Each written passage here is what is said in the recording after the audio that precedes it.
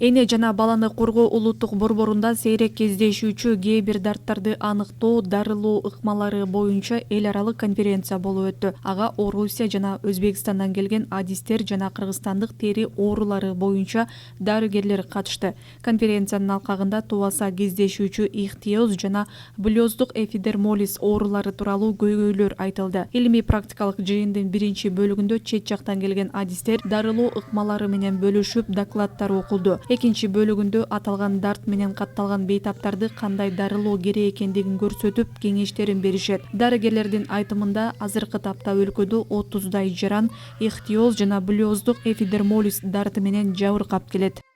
Булардын дарылары негизи ушул тубаса ихтиоз, анан блёздук эпидермолиз деген оорулары мындай негизги атайын бир дарылары жок. Булардын генетикалык оорулар. Бирок ар кандай мындай бир оорунун мүнөзүнө жараша бир эмен көп талап кылат да, ар кандай изделиялардычы, хирургиялык материалдарды, булардын денеси дайыма ачык болот да. Себеп дегенде теринин үстүнкү катмары түшүп калат, мындай эзилип түшүп калат, ачылып калат. Ошондуктан ар кандай микробко киргенге жол ачык да. Ошондуктан бул балдар өзгөчө мындай бир көңүлдүү мамилени талап кылган. Уже накопили огромный опыт.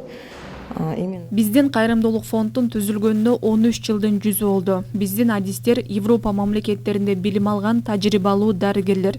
Тилекке каршы ихтиоз жана блёздук эпидермолиз дарты генетикалык жана дарылоого мүмкүн эмес оору болгондуктан бейтаптар жардамга муктаж болууда. Биз өз ыкмаларыбыз менен бөлүшүп, дарылоого кеңештерибизди беребиз.